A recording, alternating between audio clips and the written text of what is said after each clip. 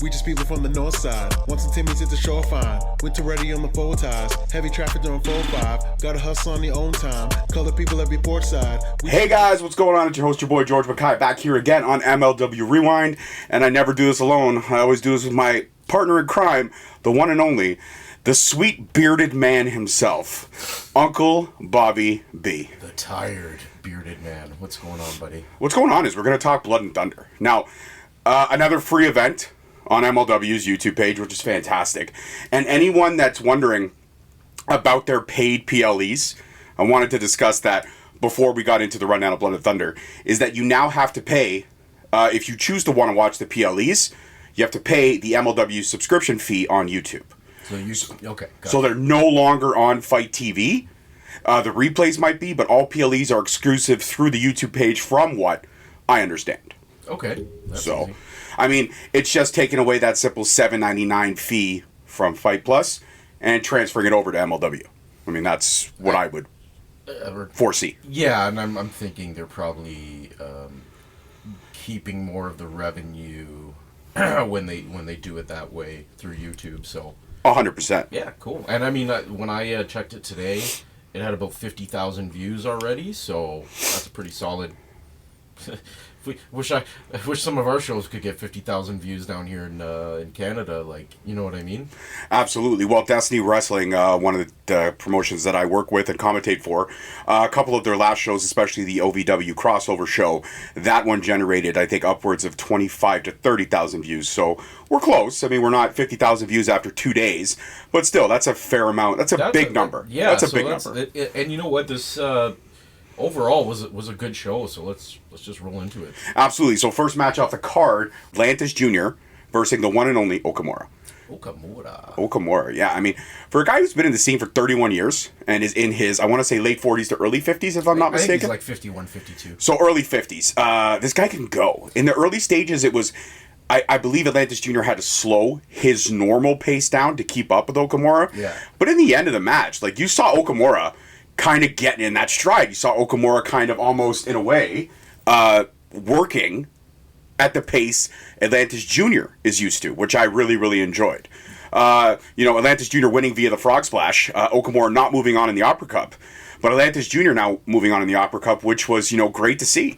Yeah. I enjoyed this match. Yeah, it was a good match, and like you say, the pacing started off a little slow, but it started to build. A guy like Okumura, who I think, as Joe said, just celebrated his 20th year of being an expat in Mexico. Right. So he's worked a few luchas in his time. So he's not a lucha guy himself, the style he works, but he knows how to work with them. Oh, 100%. And so he kept up the pace near the end. It was a good match. I quite enjoyed it, actually. It was a nice way to open the show. They always have a good match to open things off. Nothing that's going to, knock your socks off, but nothing that's going to make you want to go like, am I going to watch the rest of this? Like, no, so this was solid. Well, we can debate ourselves because there have been many an opening match when they used to do the MLW Fusion episodes on a regular basis. Fusions are different, yeah. The many an open match where it was like, Jesus Christ, if this is what we're in store for.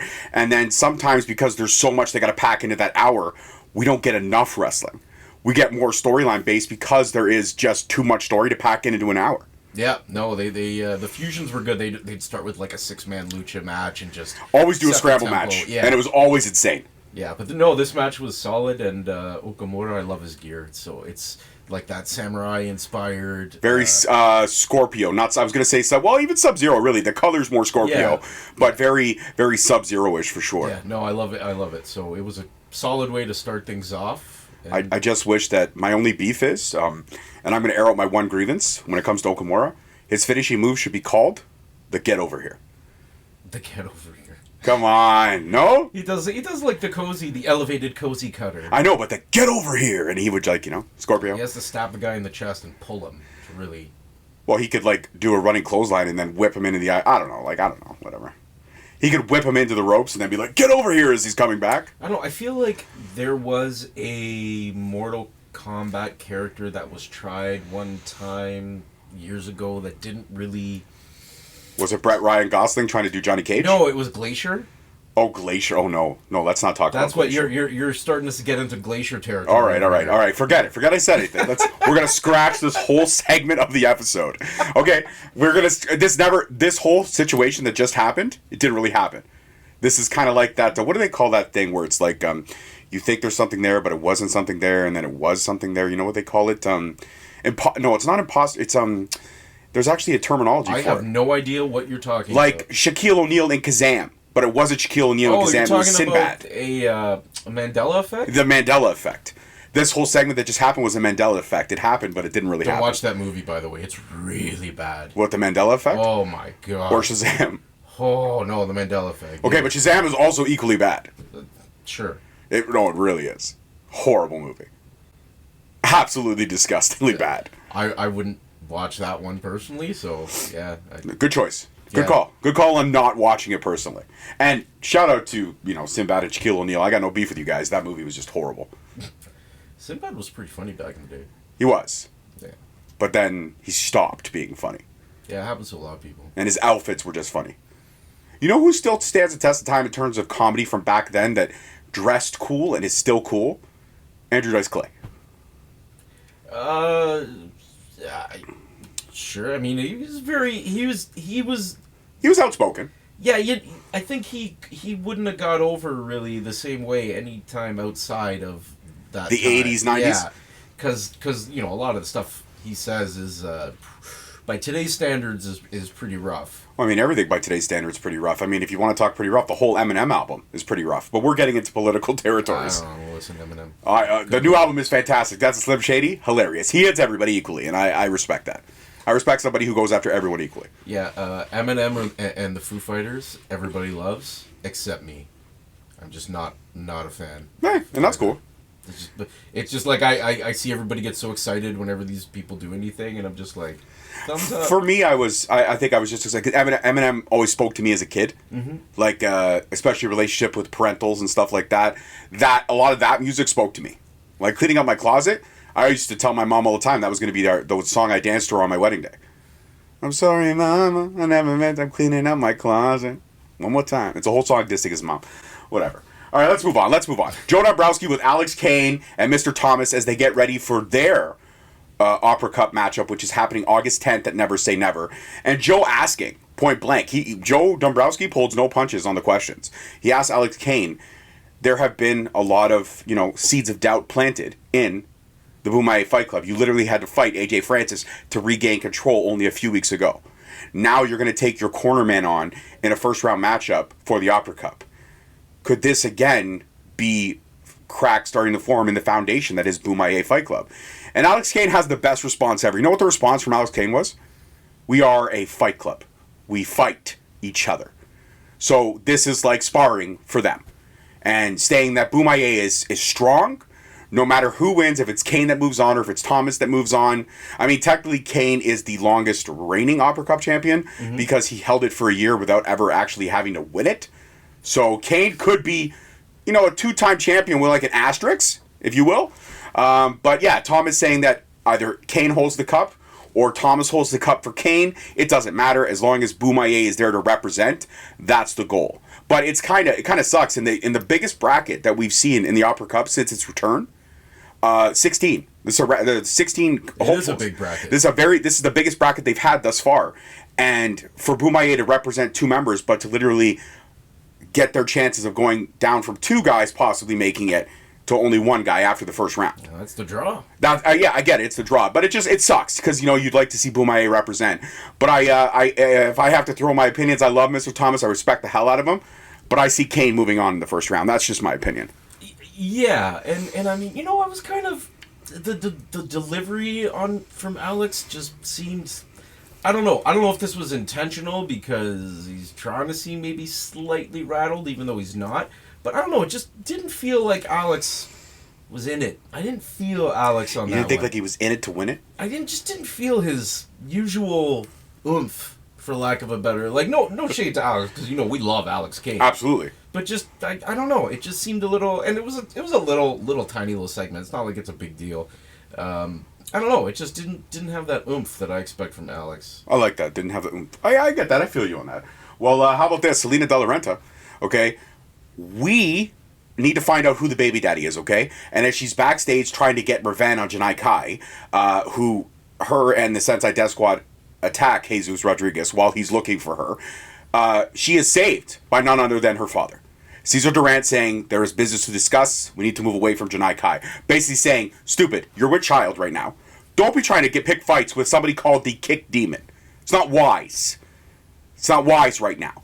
So, let's pull back. Let's revamp and refigure things out as we go into that. Before we get into the next match, which is an uppercut match as well, what do you think about this Selena De La Renta trying to get vengeance on Janai Kai thing, which ultimately blew up in her face? Yeah, it didn't work, but I guess they had to try and give a little closure to that side of things before they move on to the whole baby daddy Yeah, I thing. guess because she never really left. She never really told Selena she was leaving. She didn't give a 2 weeks notice. She just was the inside woman in Contra. By the way, if you guys want to hear about Janai Kai's thoughts on Promocios Dorado and on Contra, then you got to check out my latest conversation with her. Dropped it a few weeks ago. It is on the Straight Talk Wrestling YouTube page. And by the way, shout out, because we are finally over that 1K threshold.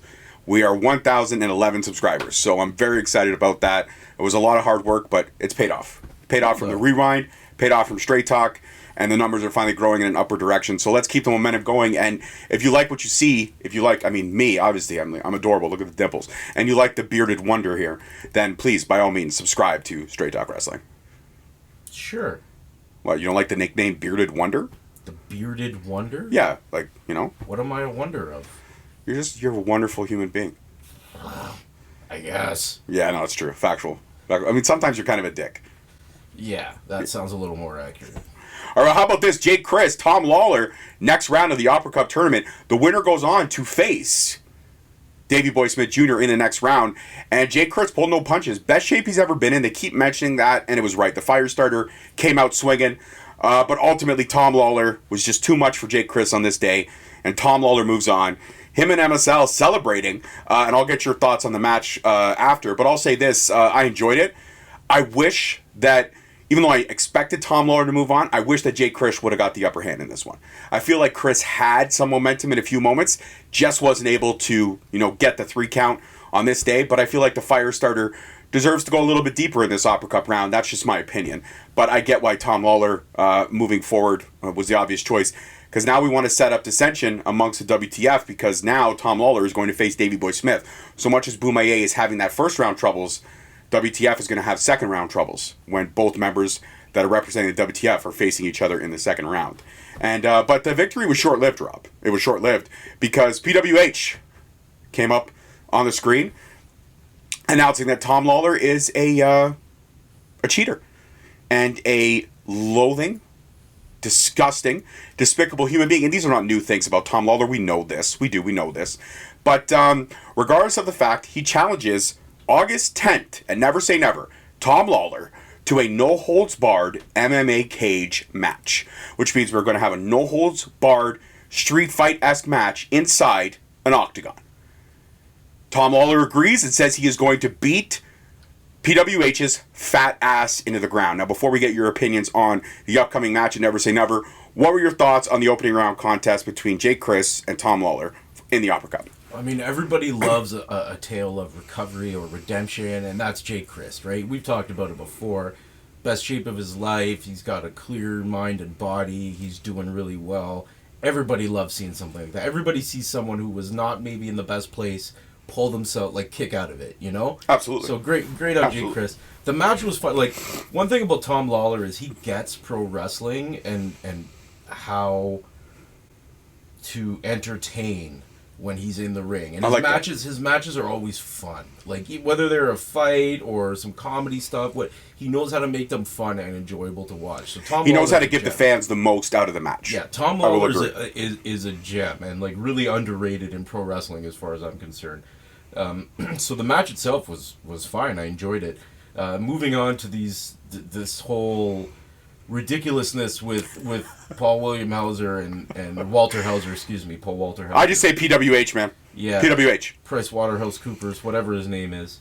The slander, libel, defamation of character, just goes on and on from this guy. And then he has the stones, I guess that's what you could call it, or maybe a lack of cranial content to challenge an actual fighter to a fight in an MMA. Like, this is like going up to a shark and being like, hey, I want to fight you, but one stipulation, it's got to be underwater.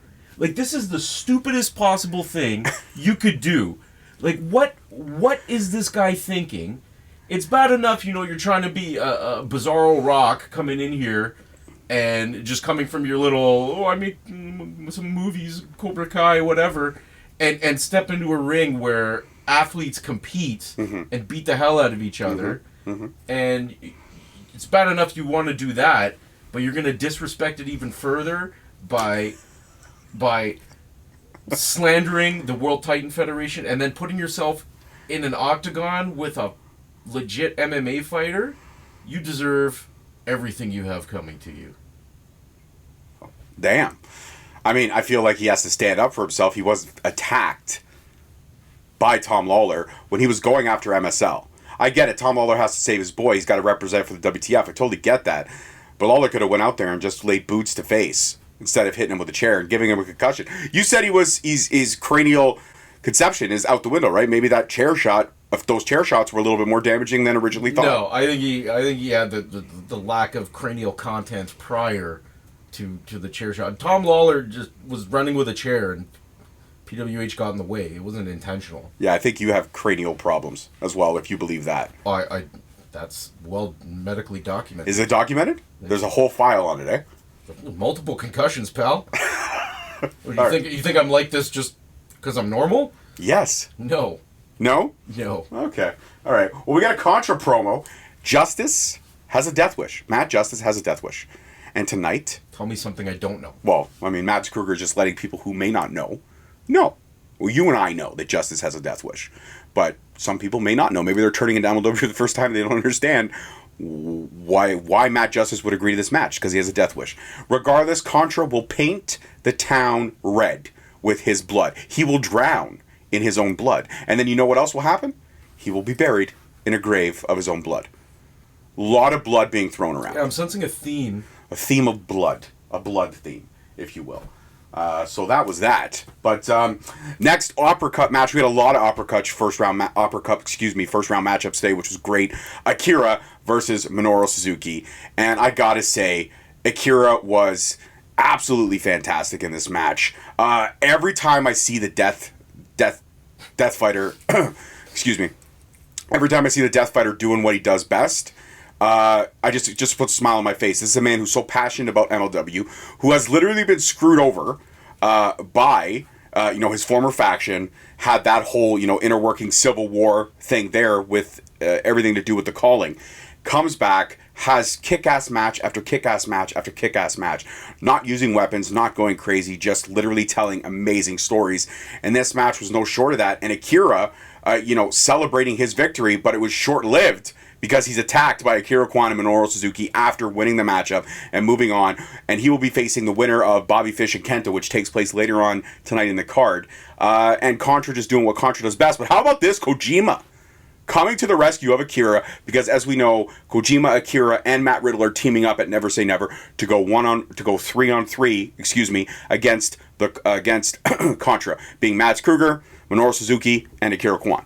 But Kwon and Suzuki using early, very simple tactics of getting in the head of AKIRA and Kojima. Just saying that if one of you even has a second to be alone, we will hurt you. And that's exactly what they did. But regardless of the fact, AKIRA moving on in the Opera Cup, great match, and takes out the legend that is Minoru Suzuki. The funniest thing for me was Joe Dombrowski putting over Coda, his dog, and calling it, just because the way Joe talks, he's like, and that Coda, that Shiba Inu style dog. I have never heard a breed referred to as a style. That I popped so hard. Shiba Inu style. Could you imagine just be like, I got a Rottweiler style dog, I got a German Shepherd style. Well, I don't think maybe he meant that it's not a purebred. So maybe it's got a little bit. Shiba Inu. That's a Shiba Inu. That's a purebred. That's a purebred? That's a purebred Shiba. Fair enough. Those dogs are like cats. I don't know if you have any familiarity with them, but they're like I do not. They have their own world. You just exist in it. They're like cats. Like they're not like a typical dog where they like obey commands all the time and stuff like that. If they don't feel like it, they won't. Oh, really? Oh yeah. Look up Shibas. They're very steadfast, like dogs. Like they'll argue with you. They'll sit there. Oh yeah. Oh yeah. Like a husky. Like a husky will argue with you. So will a Shiba. Yeah, but a husky has to have like. It has to respect you. You have to earn a husky's respect. Yeah, and then they start doing that shit.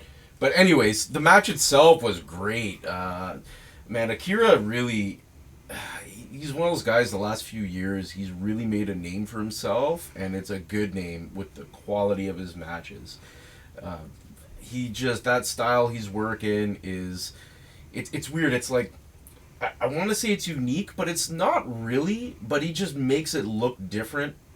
The way he does his stuff, he's like walking that fine line between just going full on deathmatch and, doing pro wrestling. He's right on the cusp. He's on the cusp. He's on the cusp where like he looks like he could throw you through plates of glass. He's not, at least in MLW. I know he does some other crazy stuff on his own time, but he can also work you and stretch you out and stuff like that. So I love AKIRA's style. He brings a lot of energy, and he's very genuine. His persona comes off genuine. Like there's a little bit of truth in everybody's character. I like that. But I feel like he's more like that's kind of just who he is in the ring. That's just kind of the way AKIRA is as a person. I like that. I actually do like that. Yeah, quite a fan of AKIRA, as you can tell. Well, not only are we both fans of AKIRA, but we're also fans of the telenova.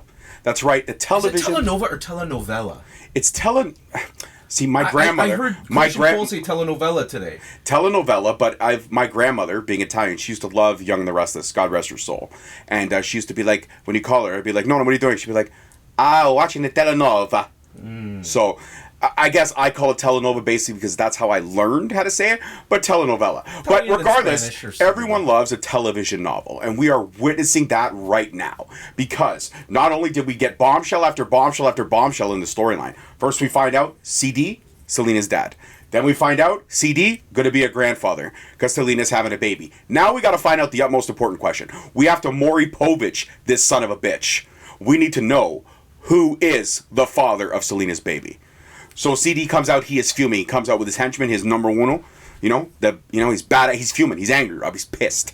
He was pretty angry. He wants to know who the fuck the baby daddy is. Because you know what? If somebody's going to take over everything he's built, the Durant legacy, he wants to make sure the bloodline is pure. And the bloodline stays strong. So he tells Selena to get her ass out to the ring. So Selena comes out looking fantastic, by the way. I want to say she's probably in the second trimester of being pregnant, but she looks absolutely fantastic. What? I've experienced it. Having 2 kids myself, I know what the second trimester looks like. All right. So she's halfway through her... Don't be extra with it. She's halfway through her pregnancy right now, sir. And she comes out, okay? And she says, who's the father? He wants to know who the father is. And at that point, Bad Dude Tito comes out. And I was like, holy shit, Tito is the dad? That's fucking crazy. So much for a working relationship, Selena. Jesus Christ. But no. Tito's not out there because he's the dad. He just wants to be in on the action. He wants to know as well. And then, boom, MSL's music hits. And my jaw hit the floor. I'm like, no. This could be a drunken stupor. This could be just a bad thing that's happening. But luckily enough, MSL is not the father. But he has the DNA of the father. And for a small fee... he can simply just pour the DNA on this test and we'll find out who the father is. And when Selena takes a look at the test, it's a COVID test. And according to MSL, it's the same type of testing between DNA and COVID, according to MSL. So that's a DNA test you don't want to trust at all. And then Selena starts pouring out members of the audience.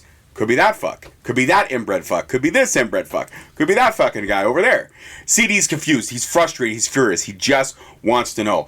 Then she says, there's the father. And he points at him. She points at him, or what he assumes to be him. And he's like, I'm not the father. First off, when I have sex, women have to wear masks, but they also have to shut up. And you're incapable of shutting up. Which is also weird that he didn't touch on the simple fact that that's his daughter. Yeah, I also thought that was really weird. I had to rewind that and be like, did I miss something? No, you heard what I heard. I was like, yeah, no. And when I rewatched it, I was Listen, like, okay. a good telenova has many, many different avenues that could be explored. But she again points at CD, but she's not pointing at CD, Rob. You know what she's doing? She's pointing behind him at his numero uno henchman who unmasked himself. And like Christian Cole said, that is one of the most beautiful men he has ever seen. I lost confidence in my masculinity after I saw that guy. I mean, his chiseled chin. Like I'm pretty straight, but I was like that is a fucking good looking dude. That's a good looking man. And the twist is her baby daddy is her baby daddy. Yes. That's the father, not just on screen, off screen. Yes, that is her husband. Right. So they swerved us with a non-swerve. And it was perfect. But the funny thing is after they walk out and they make out in the ring, then they leave the ring and they're making out at the rampway, the entryway. CD just falls back. He faints for a couple of seconds, then recovers. But this is far from over. Knowing that his number one henchman, who's hired to protect him, was really not protecting him to the best of his ability. Well, I mean, they did have Selena imprisoned for a while. She got lonely. Well, probably had nobody to talk to. So what you're saying is that this is possibly CD's fault. That these two hooked up. You could make that argument. I think it's a pretty strong case. So it looks like CD's got to take care of his own house before he starts, looking at other people's houses. That's all I'm going to say. People in glass houses sink ships. Yeah, and they also should not throw stones. What do you think? Why do you think CD was so hot in the beginning of this? And by the end of it, he fainted. We know why he fainted, because he didn't know who the father was. But there was a lot of weird random shit. And also, when the fuck did MSL get a license to DNA test? Like, where did this come from now? I was like, I thought it was funny with MSL, but I thought they should have brought in just like Bud Heavy to come out there or something like that and just have CD lose his absolute shit. Yeah. But no, yeah, CD was hot, and I noticed, I'm like, he's dropping F-bombs. He's like, this is an angry Cesar. It went from a calm Cesar saving Selena at the beginning of the show to being very fucking pissed off very quickly. Yeah, well, he wanted to know who his potential son-in-law was, which I'm in, like, the way they did it was kind of like an anticlimactic finish, because it was somebody that most people had no idea who that was. Like, the crowd did not pop. There was not much of a reaction. If anything, the crowd was more so confused than they were given a big reveal. Right. It was like one of those and the crowd goes mild situations. But that's why they had so many kind of surprises and stuff beforehand. So we'll see what happens with that. But yeah, it was an interesting little segment. I liked that MSL came out. Guy makes everything funny, man. Yeah, but he also came out, again, just want to reiterate, with a COVID test. Yeah. So, I didn't know that COVID tests could test DNA, but according to Google, per MSL, they can. So who knew? All right, we're going to move on now to the, how about this? It's the 3 Stages of Hell match. And this was a fucking wild one. Mads Krügger, Matt Justice. This ends the feud one way or another. Stage 1 is a first blood match. Stage 2 is a street fight, and if you make it to Stage 3, that is a medical incapacitation match, which means that you have to be thrown into the back of an ambulance, but the match is not over until the door is closed. You could be thrown in the back of the ambulance and fight your way out of it, that's fine, but the door has to be closed and the ambulance has to drive away for you to be considered a loss in that match. So first stage, Matt Justice came out swinging, left no punches. Mads Krügger bled almost instantaneously, but the ref allowed the match to continue because it wasn't enough blood. There needed to be a little bit more blood, apparently. So finally, Matt Justice was able to break some skin next to the skin he had already broken, therefore getting more blood to form, and he easily wins Stage 1. Stage 2 is the street fight, and Justice is in firm control. Bill Alfonso's in control. They're hitting Krügger with chairs. They're hitting it with ladders, small ladders, big ladders, all over the place. They just went apeshit in this match. And then they got to the laneway, and he put Mads Krügger on the table. And it did not last very well, because as soon as Krügger was on that table and Justice was climbing the ladder, the table legs buckled, and Krügger fell. But Justice, being the ever consummate professional, he jumps from the top of the ladder onto the entryway floor, literally a thin piece of carpet on cement, and he took a lot of punishment in that, but unfortunately did not secure the win in the street fight. Krügger won the street fight, so now we're 1-1 going into Stage 3. Yeah, I don't have a ton to say about this match because it kind of just spoke for itself. It absolutely did. But let me just finish stage 3 before we go that it spoke to itself. So they're fighting in the back now. They're out there. Justice actually brings a cart wheeling Krügger out to the back where the ambulance is. And just when you think Justice has it, he opens the door. AKIRA Kwon is waiting, sprays some junk in his face. Matt Justice is now blinded. There's flammable liquid on a table. There's a table lit. Justice gets a powerbomb. Excuse me. Justice gets a powerbomb through the table, and then he is thrown in the back of the ambulance, and the door is shut, and Krügger wins the 3 stages of hell. And like you said, there's not much to talk about in this match, but I will say Justice did what Justice does. Krügger took the punishment that he took, but Contra's still showing its power, and they're on such a momentum swing right now. Contra is not losing in the foreseeable future when it comes to whatever Mads Krügger matches are stepping in. Everyone else in Contra may not be pulling their weight. Janai Kai and Mads Krügger are, because they're the only ones that have not lost. Janai Kai has not lost, and Mads Krügger has not lost. Minoru Suzuki did get his first L since joining Contra with AKIRA earlier in the show, and AKIRA Kwon got a loss last round, or last PLE, for the first round Open Cup. So Krügger and Janai Kai undefeated since Contra's return. But like you said, the match had nothing to speak for itself, but go ahead. Yeah, sorry, I had jumped in too early, but yeah, it was, I mean, both of these guys are really known for what they did tonight. Dishing out and receiving ungodly amounts of punishment. It's true. The stuff I've seen, not just, like personally live watched Matt Justice do is nuts. Never mind the stuff that he does on other places, at other places, on other shows. He is an absolute maniac. Matt Justice is probably, like, I don't mean this as an insult way, but you would talk about who will take the stupidest bumps, like just stuff that anyone else would be like, oh, I'm not doing that. Matt Justice would be like, I'll do that. Let's do it. It'll look good. Dude takes the craziest bumps. I remember watching that. I'm like, he's not gonna jump with that table busted, and like, nope, there goes your hip. He does it. Matt doesn't care. It was insane. So they beat the hell out of each other. I thought it was a good match. I thought it was typical MLW. Like, let's throw a kind of weird gimmick into it that makes the match a little more interesting. Contra clearly getting, the numbers advantage working for them, but I think this will probably write Matt Justice off of MLW for the foreseeable future, just like they did with Manders, and that's probably the end of SGC for who knows. But Bill Alfonso also getting some EC dub chants going through the crowd. It was a fun match. It was a match watching two guys murder each other. Essentially.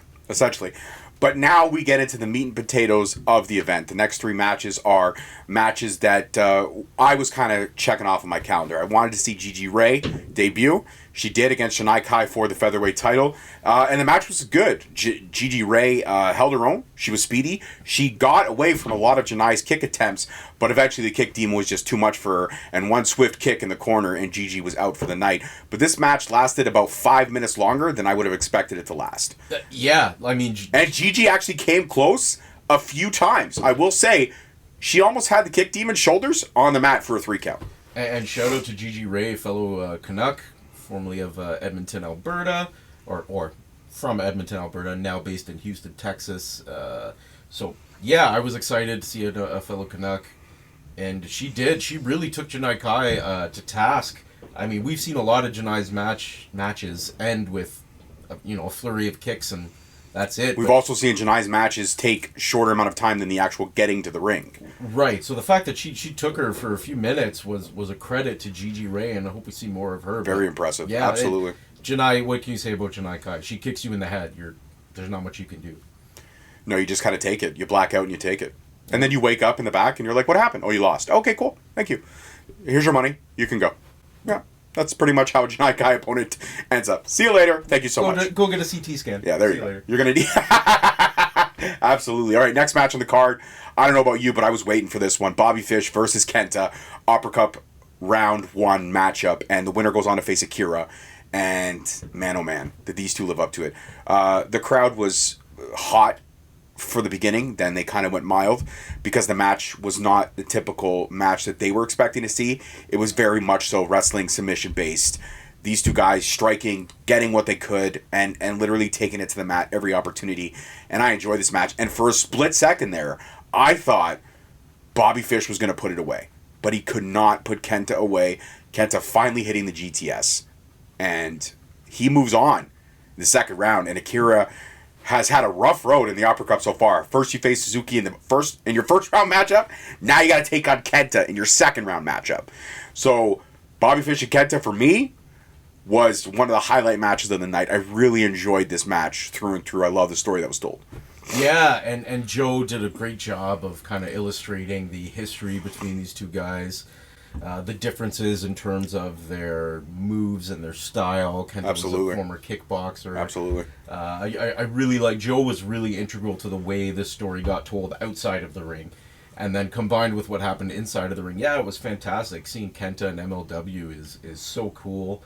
I know a few people that are like not really MLW watchers, but when I told them Kenta was going to be, they're like, oh really? Oh, I'm going to have to tune in for that one. So super cool having Kenta there, and I thought they actually picked the right opponent for him, given the history and what they both can do. I enjoyed the match, and maybe it wasn't everyone's cup of tea, but I thought it was great, and that GTS looked good. Took out Bobby Fish, and he moves on. So yeah, AKIRA facing off with two.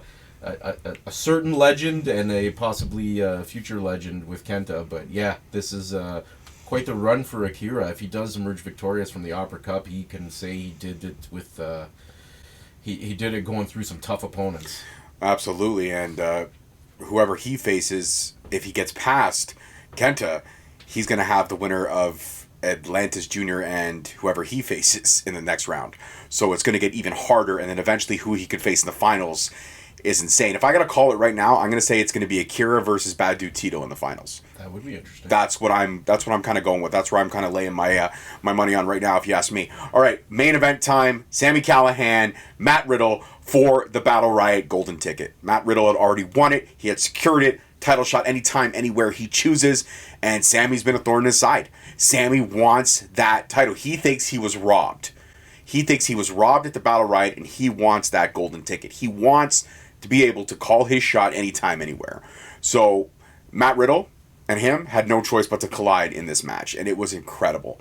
These two literally beat the shit out of each other, and Sami pulled every single trick he possibly could out of his bag, literally out of his can, from the talcum powder to the broken glass, to the toolbox filled with the nuts and the bolts, to the staple gun in the armpit, in the webbing, and then to pour salt on the foot after he stapled it, pulls the staple out, pours fucking salt on an open wound. Matt Riddle was literally dragged through hell and back in this match, but somehow emerged victorious, and now has punched his ticket to his tag team partner anytime, anywhere. That's right, he's going to be tagging with Kojima in that 6-man main event that we talked about for Never Say Never. But right now, Matt Riddle can relax a little bit, because he has finally put Sami Callihan behind him for now. And I'm calling it now. After that tag match, Riddle's going to call a shot? Cashing it in. Cashing it in. So you believe it will be Riddle versus Kojima? Yeah. Okay. Well, Alex Kane also called a shot earlier in the show, basically saying he's going to win that Upper Cup and he's going to get his world title back. So I would not mind seeing Matt Riddle and Alex Kane. That's, I think, the route we're going. I'm for it. I'm all for it. Right, because you notice they haven't clashed since Riddle's been back. They teamed. They did team, but they haven't clashed. No, they have not. So we're waiting for that. We're absolutely, and when it happens, it's going to be fucking magic. You know it. It's absolutely going to be magic. The way that Kane cuts his promos, the way that Riddle cuts his promos, this story building is going to be absolutely amazing, and I am here for it. But how about this? While Riddle's celebrating inside the venue, outside the venue, his two tag team partners are getting their butts kicked. Kojima and AKIRA attacked by Contra off the air and already getting into Matt Riddle's head. Taking out two of the opponents only because they couldn't get their hands on Riddle. You have to wonder what shape their team will be in going into Never Say Never, which is just 2 weeks, about a month away, August 10th. I think Contra, as much as they're cold and calculating and they have a plan, I think sometimes they just beat the hell out of people for the fun of it. Yeah. But yeah, they obviously with the history between guys like Suzuki and Kojima and that upcoming tag match, they're going after them. They're going after them. Absolutely. So it's typical Contra moves, like They're like guerrilla fighters, strike and move. Absolutely. But I will say this. I mean, when you think about it, Riddle, Kojima, AKIRA. Literally the 3 top dogs in MLW locker room right now. AKIRA, just in terms of the matches that he's having, the opponents that they're putting him with, and he is kicking ass and taking names. Kojima, he is the world champion, and Matt Riddle, he's your number 1 contender. I mean, there's no 3 better warriors to go at Contra Unit than these guys. It'll be a battle. It'll absolutely be a battle. Well, that's it. Blood and Thunder is in the can. We are now on our road to Never Say Never. As always, I'm your host, your boy, George Mackay. Thank you guys so much for watching. We appreciate you. Love you. Don't forget to hit that subscribe button below. And as always, the Rewind will be back next time. I'm your host, your boy, George Mackay. Peace, love, and wrestling. Adios. Later, guys. We just people from the north side. Once the Timmy's hit the shore fine. Winter ready on the full ties. Heavy traffic during 4-5. Gotta hustle on your own time. Color people every port side. We just people from